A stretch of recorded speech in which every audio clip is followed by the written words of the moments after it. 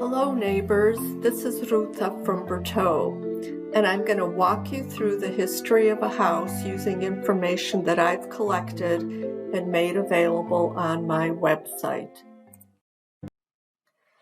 I'm going to share a quick walkthrough for one house on the 5000 block of Bertaux, which should give you the basic steps for looking up your own house. So we'll start here under the Block Records menu, and I'm going to choose the 5000 West Bertaux block. The first stop is the chart at the top of the page. By reviewing the column headings, you'll see that you can already gather some information. For example, the permit for the 5013 house was pulled July 11th, 1907, and we can see that the house was already occupied on the 1910 census. Here's the 1910 census column. So now we know that the house was built after 1907, but before 1910. If you're satisfied with this information, you don't need to research any further. However, if you're interested in more, let's continue. So the next place we're going to go look is the real estate transactions, which I configure probably the most definitive and comprehensive information about the history of your property. So in order to do that, we need to identify the lot number. So back to the 5013 house, we can see based on the PIN lookup that the lot number is 67. So I'm going to scroll down here and I'm going to find the lots 65 through 68, and I'm going to pull up the first page. I'm going to enlarge it. And what we're looking here is the beginning of time for lots 65 to 68. So the very first record we can see is July 07, which is interesting because that's the permit date for lot 67. So the permit was pulled pretty much at about the same time that the activity and the development for this property began. We can see that it's Arthur Dickinson who owns the land, and he's transferring title to somebody who's probably going to participate in all of the real estate setup, loans, etc. So in this description column, we need to look for lot 67 to see all of the transactions for that lot. So if I continue down the column, I see now for 67 in 2008 a name of Bertimus Peterson, which he may be the first owner, and the way we can establish that is to go to the 1910 census and see if we find Bertimus Peterson there. So to look up the census, what I'm going to do is I'm going back to the web page. I'm going to go back up to the chart. I'm going to find 5013. And for the 1910 census, I want to verify the enumeration district. It's not always the same for a block, so you need to double check what I've documented here. So for 5013, I also see that I've noted that the page or the image number is 9, which will save a lot of time in the search. So I'm going to scroll down to census records. And I'm going to go to the 1910 census, which is the enumeration district 1165. I need to sign in to Family Search, which is pulling up the 1910 census. And I can scroll through and start to search, but it gets a little tedious. So here in this image field, I'm going to type 9 and press enter on my keyboard. And that should take me to the page for 5013 Berthoud. So here on the sides is the street name, and I see West Berthoud here.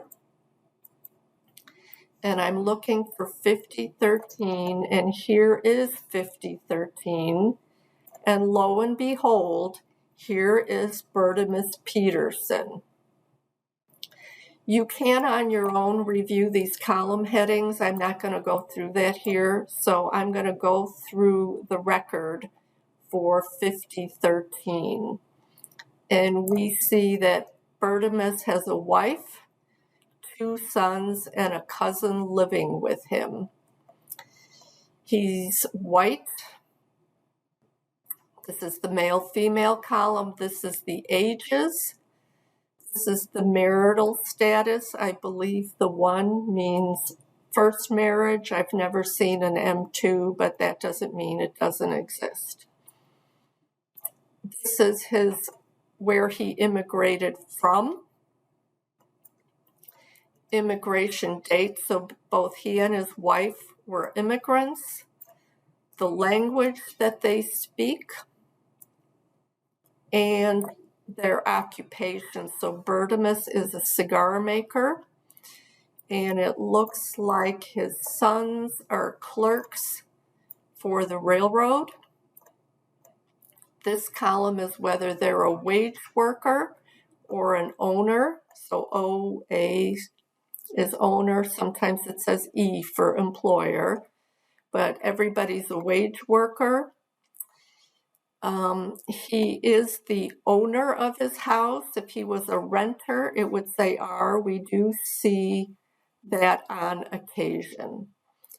So that's basically it for the census record, and this matches exactly what shows up on the real estate transactions. And lastly, we can try and look up permit information, but I have to tell you, the searching permits is the most cumbersome, difficult, it's incomplete, the quality is poor. You have to search on microfilm, and I did not realize that you get motion sickness when you search microfilms. So I've gathered a fair amount of information, but I haven't posted it yet on these web pages. I do have some stuff for the 5,000 block of Berthoud. I did not find the actual card for 5013, but interestingly enough, I found the corresponding ledger pages, which I have here on the sample ledger pages. So that was kind of a fluke that I found those. I'm going to pull up the first page and the second because the ledgers are 2 pages across. So I'm going to start here at the bottom, and we see that in July of 07, here we go, it all matches, July of 07, and here's July 11th. We see that Arthur Dickinson actually pulled 1, 2, 3, 4, 5 permits.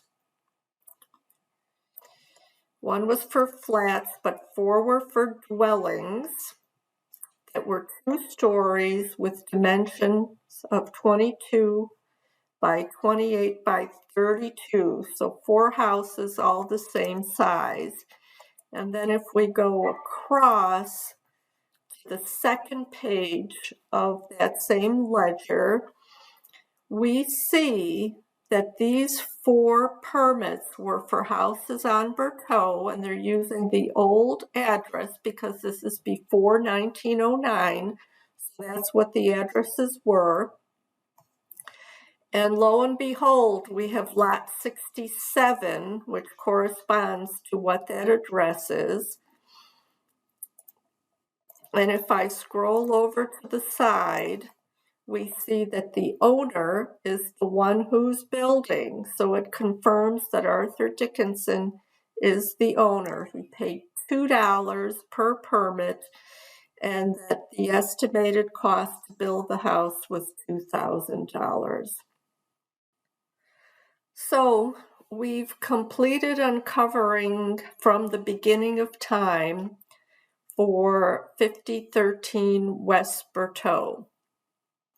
If you want to continue looking up information, for example, one thing about the census is that it's done every 10 years, which means the house could have changed hands a couple of times between the census. So if you want to continue looking to see activity, you can go back to your real estate transaction. So here's the sheet that we were looking at previously. So if we continue looking for 67, actually there's been no activity. Wow, 1930, so no activity at all. So I'm going to go back here and pull up the second page for lot 67. We'll see if there was any activity after that. All right, so we do see Karen Peterson. That was Bertimus's wife, though she showed up, as I recall, as Marie Kay, but now she's Karen. And we see activities, and they could be things like refinancing, because we see banks involved, other interesting names. One thing I want to point out is the difficulty with these real estate records is it's hard to know who are people involved, like lenders who are really not owners or occupants of the property, and people who are actually owners. What I found is that if I see a name associated with multiple lots, then more than likely they are not an owner. They are somehow involved in the real estate business. So for 67, let's continue. There's things happening with the Petersons. For some reason, they even wrote down the address, which is unusual. 67. So really, wow, it looks like the Petersons lived there maybe up to 1965. Wow. We can verify that, though. So let's jump back into the census. And for 5013, okay, image 7 in the 1920 census, we'll just go through that real quick. And I think I said 7. I hope I said 7. Okay, Berthoud, 5013. Yes, we still see Bertimus Peterson there in 1920, though there's only one son living there. He's still working at a cigar shop. Okay, let's look at the 1930 census. So 1930, image 26.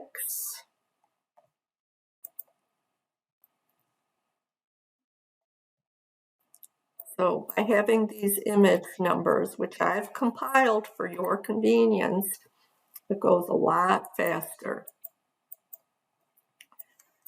So Berthoud, 5013. We don't see Bertimus, but we see Karen there. And she does show up as a widow, so poor Bertimus has passed. There's a daughter-in-law and a granddaughter now living, and on this census, she's still the owner. She shows the value of the house at $10,000, and for some reason in 1930, one of the questions was whether they had a radio, and they did have a radio. The only person working is the clerk for the railway. So let's go to 1940, because we should still see the Petersons living there in 1940, according to the real estate information. So 1940, 5013, image 9.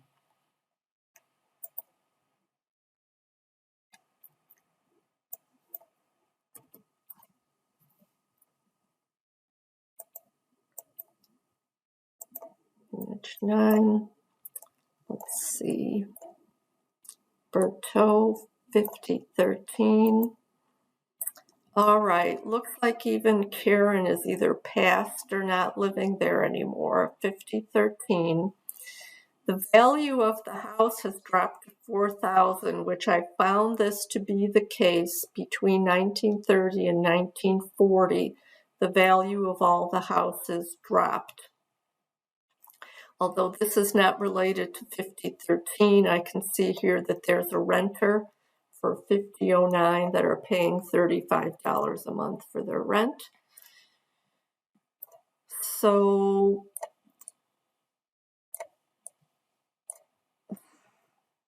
the son is still a chief clerk now for the steam railroad.